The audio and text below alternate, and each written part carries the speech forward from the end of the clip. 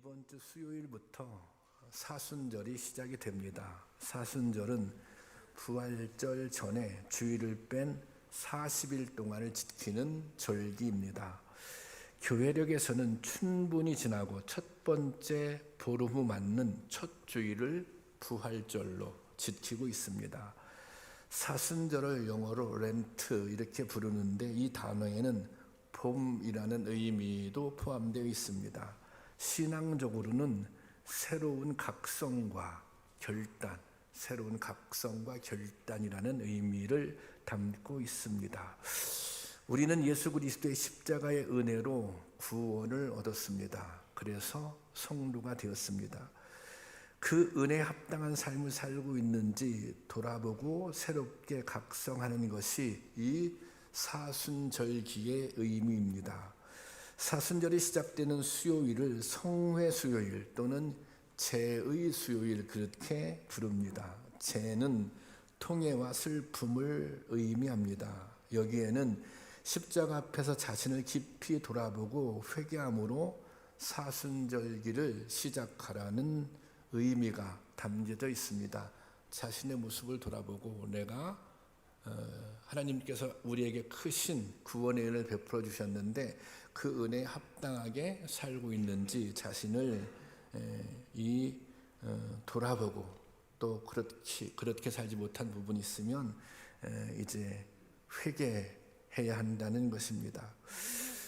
이 사순절기에 무엇보다 우리의 신앙을 돌아보고 점검할 수 있기를 바랍니다.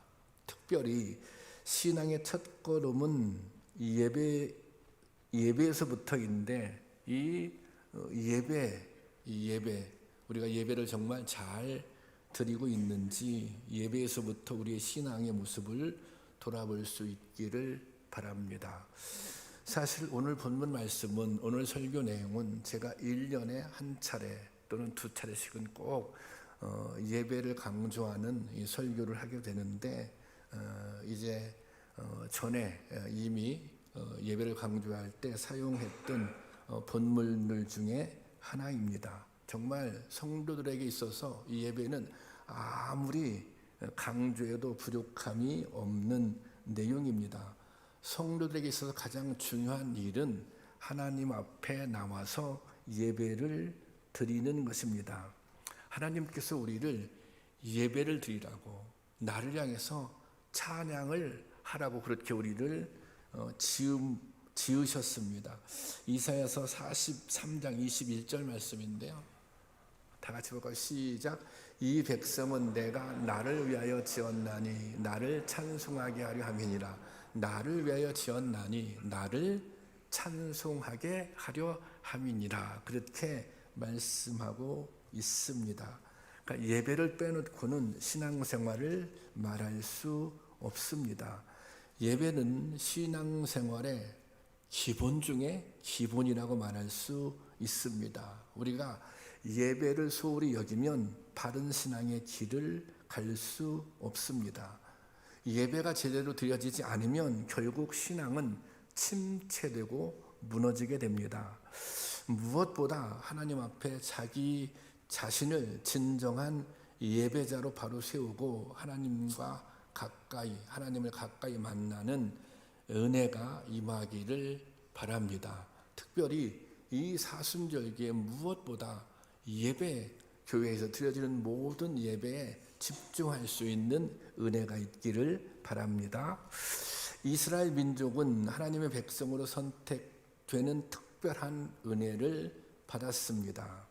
하지만 그들은 자신들이 받은 은혜의 소중함을 제대로 깨닫지 못했습니다. 결국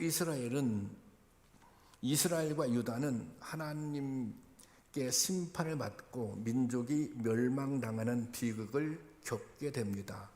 오늘 우리가 읽은 본문은 이런 상황을 배경으로 쓰여졌습니다. 바벨론에 의해 예루살렘 성이 함락되었고 수많은 백성들이 포로로 잡혀가게 되었습니다. 그들은 나라를 상실했습니다. 자유를 상실했습니다. 또 포로 생활이 길어지자 우리가 하나님의 백성이라고 하는, 나는 하나님의 백성이라고 하는 그런 정체성도 잃어버리기 시작했습니다. 그들은 이렇게 생각했어요. 하나님께서 더 이상 우리를 사랑하지 않는다고, 우리는 하나님께 버림을 받았다고 이제 그렇게 생각하기에 이르게 된 것입니다. 그러니까 이 이스라엘 백성들이 절망의 밑바닥을 경험하고 있는 그런 순간입니다.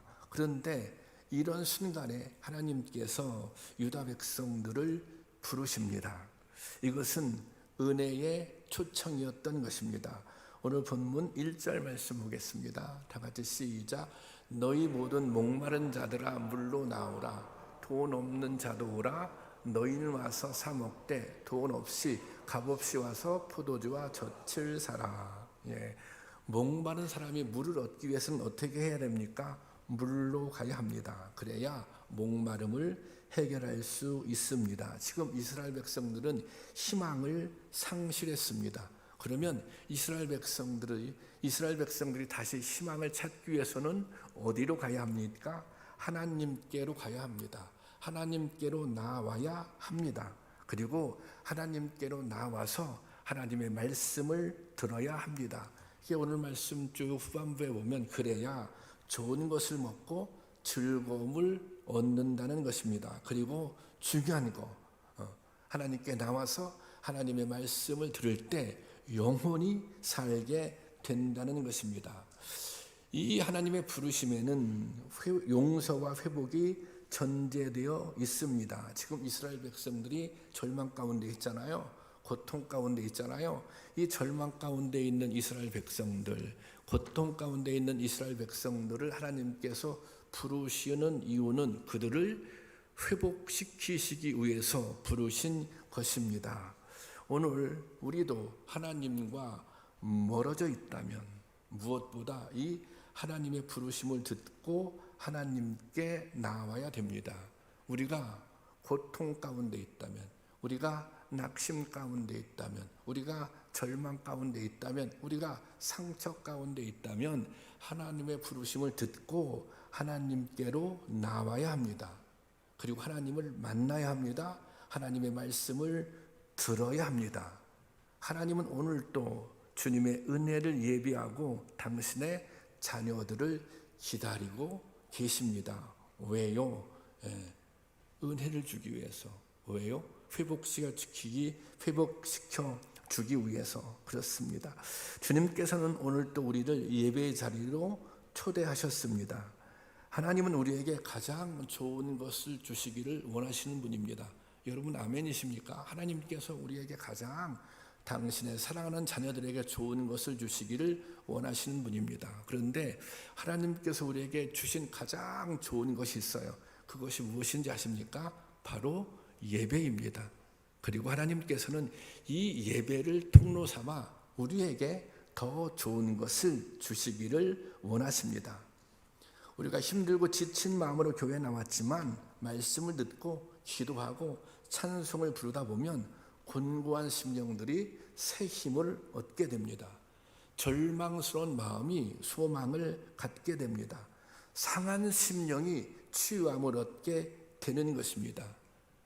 이것이 예배의 능력입니다. 이것이 하나님을 만난 성도들이 체험하는 은혜의 역사인 것입니다.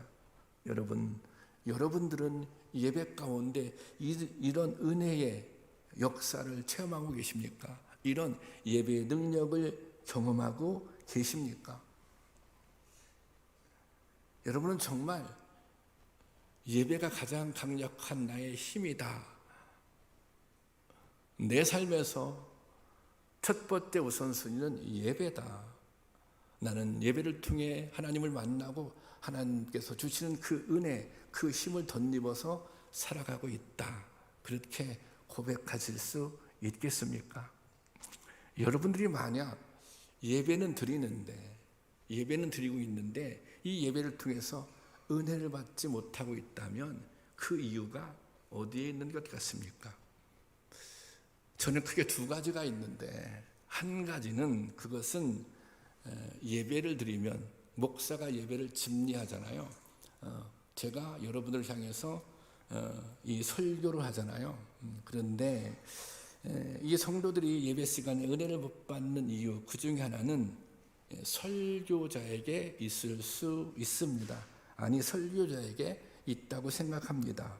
설교자의 영성이라든지 준비라든지 그리고 성도들을 사랑하는 마음 등이 설교에 영향을 미치는 것이 사실입니다. 저의 태도, 저의 자세, 제가 가지고 있는 성도들의 사랑하는 마음, 그것이 이 설교에 영향을 미치는 것이 사실입니다. 저도 스스로 이 문제에 대해 중요하고 아주 심각하게 생각합니다. 그래서 나름 노력을 하지만 그래도 때로 부족하다 그런 생각이 들 때가 있습니다. 더 기도하고 또 더 말씀을 묵상하고 더 좋은 목사가 되기 위해 노력해야 한다고 생각합니다. 이것은 말씀을 선포하는 설교를 하는 제가 해야 할 일입니다. 이 성도들이 은혜를 잘 받을 수 있도록 말씀을 잘 준비하고 또 이 성도들에게 목사의 삶이 이 성도들에게 시험이 되지 않도록 그렇게 살아야 되겠죠. 그것은 목회자의 몫입니다. 그리고 이 예배 시간에 성도님들이 은혜를 받지 못하는 또 하나의 중요한 이유는 예배에 참여하는 성도님들의 태도에 있습니다. 예배에 참여하는 성도님들의 마음가짐에 문제가 있으면 은혜를 받지 못합니다. 예배자의 마음을 잘 표현하고 있는 성경 구절이 있는데 시편 42편 1절 말씀입니다. 함께 보겠습니다. 시작. 하나님, 사슴이 시내 바닥에서 물을 내 영혼이 주님을 찾아 헐떡입니다. 여기 이제 사슴이 물을 찾잖아요. 뭐 사람도 마찬가지지만 사슴이 물이 없으면 어떻게 됩니까? 사슴에게 있어서 물은 곧 생명입니다. 그러니까 생명을 보존하기 위해서는 반드시 물을 먹어야 합니다. 근데 본문에서 지금 물을 찾고 있는데 그냥 찾는 것이 아니라 막 헐떡이며, 이 헐떡인다고 하는 것은 거의 지금 숨이 넘어갈 지경 뭐 그런 상황 아닙니까? 그렇게 아주 간절하게, 다시 말하자면 이 상황은 정말 숨이 넘어갈 만한 긴박한 상황입니다. 그러니까 지금 당장 물을 먹지 못하면 죽을 수도 있어요. 그런 아주 긴박한, 그런 절박한 심정으로 이 시편 기자는 주님을 만나기를 소원하고 있다는 것입니다. 여러분, 왜 이렇게 이 시편 기자는 주님을 갈망하고 있습니까? 주님을 만나기를 간절히 갈망하고 있습니까? 그것은 생명이 주님께 있기 때문입니다. 그것은 능력이 주님께 있기 때문입니다. 그것은 소망이, 회복의 능력이 주님께 있기 때문에 그렇습니다. 여러분들은 이런 갈망을 가지고 주님 앞에 나오십니까? 여러분들은 얼마나 갈급한 심령으로 주님을 만나기를 소원하고 있습니까? 얼마나 예배에 집중하고 계십니까? 하나님께서 우리를 예배자로 부르셨습니다. 하나님께서 이 예배 자리에 우리를 초청하셨습니다. 한번 이렇게 가정해 보실까요? 정말 무슨 높은 사람이, 우리가 살고 있는 이 뭐 사회적으로 신분이 높다든지 뭐 이제 회사를 얘기하자면 회장님이 가장 높은 신분이죠. 그런 분이 불렀어요, 사원을.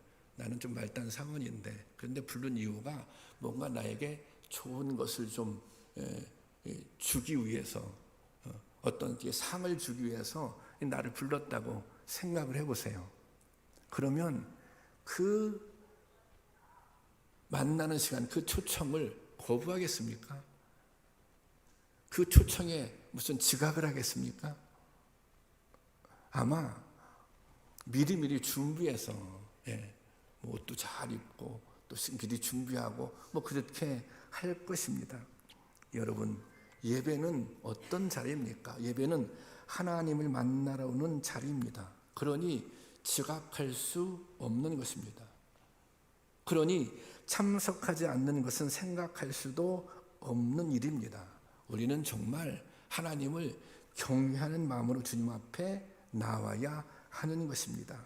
그래야 주님 앞에 나와 은혜를 경험할 수 있는 것입니다. 여러분들이 좀 일찍 교회에 나오셔서 찬양도 함께 부르시고 또 이제 또 마음의 준비 또 기도로 준비하시며 오늘 선포되는 말씀이 하나님의 말씀으로 들려지게 하옵소서. 오늘 예배를 통해 나의 영혼이 살아가는 역사가 있게 하여 주옵소서. 이렇게 사모하는 마음으로 주님께 나와야 하는 것입니다. 그렇게 예배를 드려야 하는 것입니다. 그래야 은혜를 받을 수 있는 것이죠. 저희 교회 집사님 부부가 있는데 아주 힘들게 정말 오랫동안 기도하면서 아이를 낳았어요. 그래서 우리가 다 그렇게 함께 고백했습니다. 이 아이는 하나님께서 주신 아이다. 이 아이는 우리의 기도에 응답해 주셨다. 하나님이 주신 선물이다. 그렇게 생각했어요. 이게 시간이 지나서 이제 아이의 돌이 됐어요. 돌이. 그러면 돌이 되면 돌 예배를 드리잖아요. 이 집사님 부부에게 이 아이가 얼마나 기가 막힌 아이입니까? 그러니까 이제 돌 예배를 드리고 싶어요. 예배를 드리면서 그래 이 아이를 정말 하나님께서 우리 가정에 주신 귀한 선물이니 이 아이를 주님께 맡겨야지 그런 마음으로 돌 예배를 이제 드리고 싶었어요. 그런데 이 시아버지가 교회를 안 다니는 거예요. 시골서 사시는데 이 시아버지가 이제 눈치가 보여요. 그리고 또 시아버지가 교회 안 다니시니까 약간 탐탁치 않게 여기는 예배를 드리는 것에 대해서 이제 그런 마음을 가지고 있었던 거예요. 그러니까 이제 이 집사님 부부가 그것이 특히 여자 집사님이 그것이 마음에 그냥 근심거리가 됐어요. 그래서 이제 계속 기도했어요. 이 돌날에 제발 좀 예배를 드릴 수 있게 해달라고. 또 이제 시아버님이 예배를 드릴 수 있도록 그렇게 허락해달라고. 이제 그렇게 기도하고 저한테도 이제 기도를 요청하고 드디어 이제 시골에 가서 이제 허락을 맡으러 갔어요. 허락을 맡으러 갔다가 그 다음 주에 이제 그 중간에 왔는데 막 만나자마자 막 울더라고요. 왜 울었을까요? 목사님, 시아버님이 드디어 허락해줬다고 예배를 드릴 수 있도록. 그래서 그 예배를 제가 이게 징계하러 갔어요. 그러면 그 예배는 은혜가 됐을까요? 안 됐을까요? 제가 어떤 말씀을 선포하느냐에 상관없이 무조건 은혜 받게 돼 있어요. 왜요? 그렇게 예배를 갈망했기 때문에 그래요. 그렇게 예배를 소원했기 때문에 그랬던 것입니다. 여러분, 하나님을 경외하는 마음으로 예배에 참석할 수 있기를 바랍니다. 온 마음을 다해 신령과 진정으로 예배를 드릴 수 있기를 원합니다. 그러면 반드시 주님을 만나는 은혜를 경험할 수 있습니다. 그러면 반드시 내 영혼이 다시 살아나는 은혜를 경험할 수 있습니다. 예배를 통해서 주님께서 허락하시는 복을 받아 누릴 수 있는 은혜가 우리 가운데 있기를 주님의 이름으로 축원합니다. 자, 하나님께서 이스라엘 백성들을 향해서 내게 나와라 그렇게 말씀하셨어요. 내게 나와라. 하나님을 만나러 이스라엘 백성이 나와야 되는 거죠. 그러면 그 다음에 하나님께 나오면 하나님께로부터 들을 말씀이 있는 거예요. 오늘 본문 3장 보겠습니다. 3장 3절 제가 볼게요. 자 보세요. 너는 귀를 기울이고 내게로 나와서 그 다음에 들으라 그랬습니다. 들으라. 무엇을 들어요? 하나님의 말씀을 들으라는 것입니다. 너는 나에게 나와 나의 말씀을 들으면 내 말을 듣기 시작하면 그 순간부터 너의 영혼이 살리라 그렇게 말씀하고 있습니다. 여기서 듣는다고 하는 이 말은 시보리어로 샤마라고 하는데 이것은 단순히 듣는 게 아니라 단순히 그냥 딱 듣고 마는 것이 아니라 들을 때 어떤 마음으로 듣냐면 이 말씀은 하나님께서 나에게 주시는 말씀이니 내가 이 말씀에 순종하겠습니다 라고 하는 의지를 가지고 듣는 거예요. 그냥 듣는 것이 아니라 여러분이 제가 설교하잖아요. 이 말씀이 막 은혜가 돼요. 은혜가 되면 이 말씀을 들을 때 어떤 마음을 가지고 이것이 하나님의 말씀이니 이 말씀에 순종하겠다고 하는 의지를 가지고 듣는 거예요. 그것이 사실은 우리가 이 은혜 받는 비결 중에 하나인 거죠. 그러니까 듣긴 듣는데 그냥 듣는 것이 아니라 순종하겠다고 하는 의지를 가지고 듣는 것입니다. 그러니까 말씀을 듣는 것이 중요해요. 말씀을 잘 듣는 것이 중요해요. 어떤 마음으로 내가 이 말씀에 순종하려고 하는 의지를 가지고 듣는 것이 중요합니다. 그때 은혜를 경험할 수 있는 거예요. 사도행전에 보면 사도행전 2장에 보면 베드로 사도가 이제 그 설교를 합니다. 설교할 때 그 설교의 대상은 청중들은 유대인들이에요. 유대인들이 그 설교를 듣고 3,000명씩 회개했다고 하는 기록이 있어요. 그죠? 근데 7장에 가면 스데반이 등장해요. 이 스데반이 설교를 했어요. 그때도 많은 군중들이 모였어요. 근데 그 설교를 들은 그때도 이 회중들은 유대인들이에요. 유대인들 대상으로 설교를 했다는 거예요. 근데 그 설교를 들은 유대인들이 돌로 쳐서 스데반을 죽이려고 합니다. 그러면 우리가 생각할 때 아니 그러면 스데반이 설교를 못했나? 베드로는 설교를 잘했나? 근데 그것이 문제가 아니에요. 스데반이 베드로 성령이 충만했고 스데반도 성령이 충만했습니다. 사실 설교의 내용도 둘이 서로 비슷해요. 너희가 하나님의 아들을 십자가에 못 박혀 죽게 만들었다. 그 그리스도를 믿어야 된다. 그리고 그런 행위에 대해서 회개해야 된다. 이런 말씀을 선포했단 말이죠. 설교 내용을 보면 스데반이 훨씬 더 논리적이에요. 베드로만 성령 충만했느냐? 아니에요. 스데반도 성령 충만했어요. 그런데 베드로가 설교할 때는 3,000명씩 회개했고 왜 스데반이 설교할 때는 그 사람들이 스데반을 돌로 쳐 죽이려 했을까? 그것은 설교자에게 문제가 있었던 것이 아니라 듣는 사람, 그 설교를 듣는 회중들에게 문제가 있었다고 하는 것입니다. 이 사람들, 돌로 쳐서 스데반을 죽이려고 한 이 사람들은 이 설교를 하나님의 말씀으로 듣지 않았던 거예요. 너희가 그리스도를 죽였다고 그렇게 말할 때 그 말씀을 그냥 사람의 말로 받아들이는 거예요. 그렇게 책망할 때. 그러니까 그 말씀에 막 분노해가지고 스데반을 돌로 쳐 죽이려고 했던 것입니다. 그러니까 말씀이라고 하는 것은 이게 어떻게 듣느냐, 그것이 너무 중요하다는 것입니다. 여러분, 말씀을 어떻게 들어야 합니까? 하나님이 주시는 말씀으로 들어야 합니다. 말씀을 어떻게 들어야 합니까? 믿음으로 들어야 합니다. 말씀을 어떻게 들어야 합니까? 겸손하게 들어야 하는 것입니다.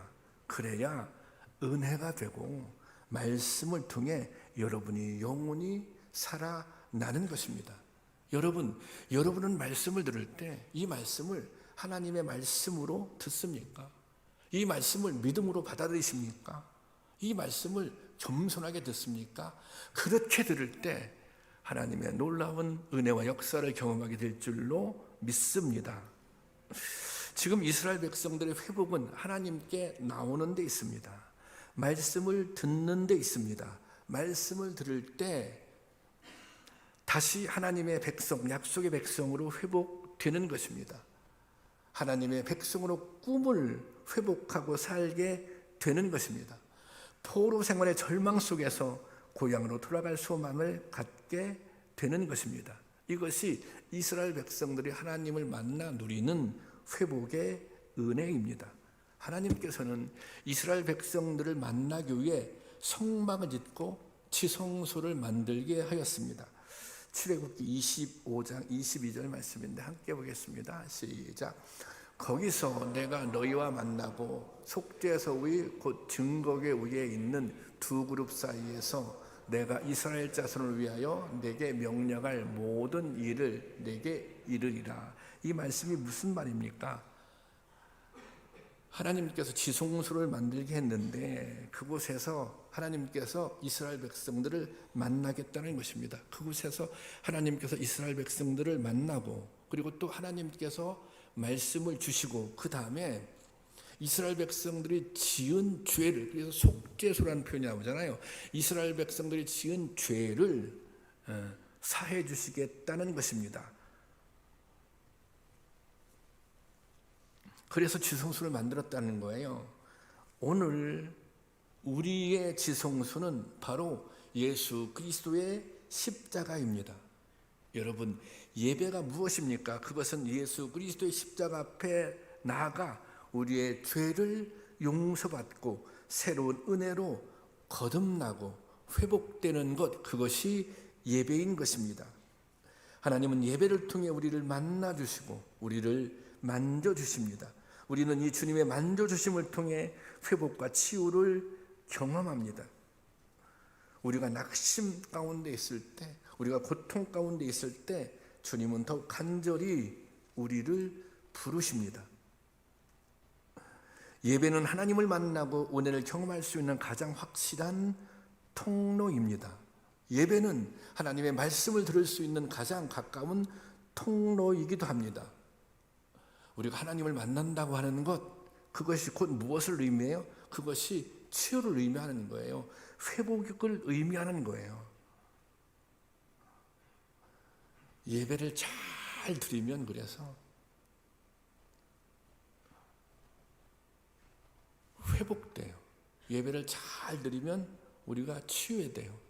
예배를 잘 드리면 우리가 새 힘을 얻고 세상을 향해 나갈 수 있는 것입니다. 여러분, 지금 이 순간도 우리에게, 지금 이 순간이 우리에게도 하나님을 만날 만한 순간인 것입니다. 다른 한참 있다가 그때 주님을 만날 때가 아니라 지금 이 순간이 우리가 하나님을 만날 때인 줄로 믿습니다. 오늘 본문 6절 다 같이 볼까요? 6절 시작. 너희는 여호와를 만날 만한 때에 찾으라. 가까이 계실 때에 그를 부르라. 여러분, 예배를 통해 하나님의 뜻이 이해되고 공감되면 우리 안에 감동이 생깁니다. 은혜에 대한 감사가 생깁니다. 미래에 대한 소망이 생깁니다. 그리고 어떻게 살아가야 할지 결심도 하게 됩니다. 이것이 회복과 치유의 능력입니다. 바라기는 이런 은혜가 여러분 가운데 충만하기를 원합니다. 예배를 드려야 돼요. 예배를 잘 드려야 돼요.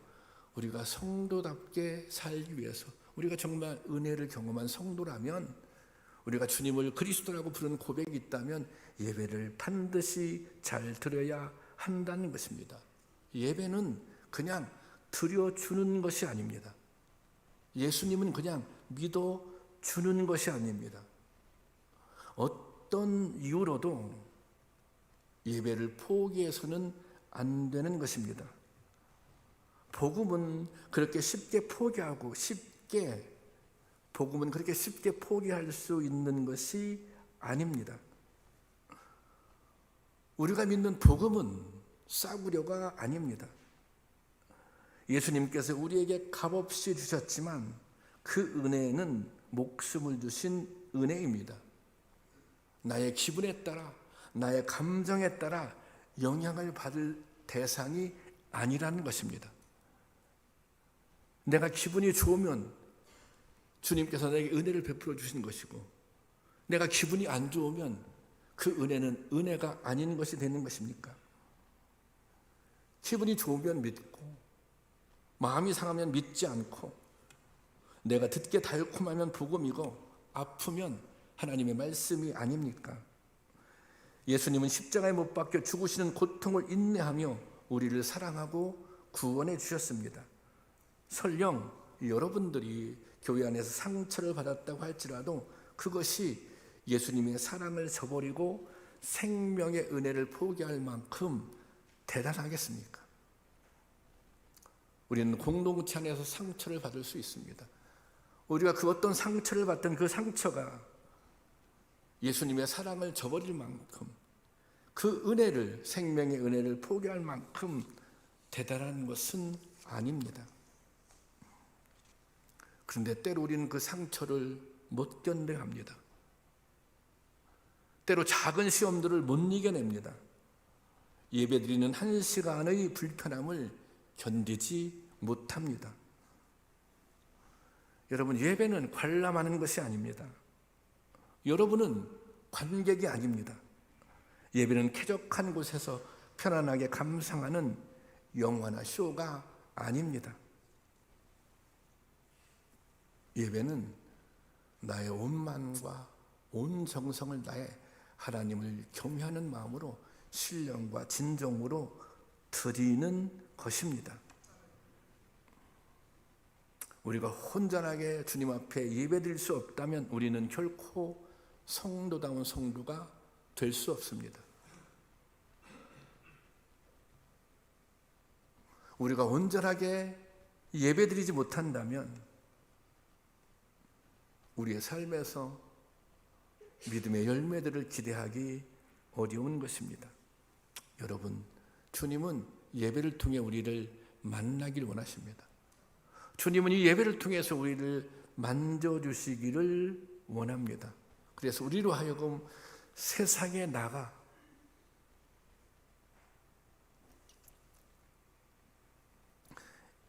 이길 수 있는 힘을 주시는 것입니다. 여러분, 그 무엇보다 예배가 여러분의 삶의 첫 번째 우선순위가 될 수 있기를 원합니다. 이제 수요일부터 사순절기를 지나고 있는데 여러분들이 무엇보다 이런 결심들이 있었으면 좋겠습니다. 내가 이 사순절 기간에 무엇보다 예배에 집중해야 되겠다. 내가 어떤 일이 있어도 내가 주일 낮 예배는 빠지지 않겠다. 내가 오후 예배도 드려야지. 이 기간만은 내가 평소에는 예배 못 드렸지만 이 기간만은 내가 수요 성령 기도에도 참여해야지. 이런 결심들이 있기를 원합니다. 여러분, 예배가 때로는 우리에게 부담스럽습니다. 그러나 하나님께서는 우리에게 부담을 지어주시는 분이 아닙니다.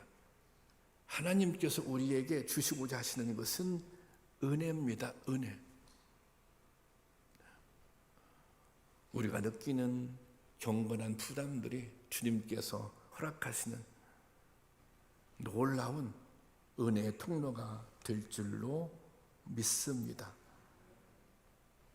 이 사순절기가 우리 모두에게 하나님을 만날 만한 그때인 줄 믿고 주님을 온전히 예배할 수 있기를 주님의 이름으로 축원합니다.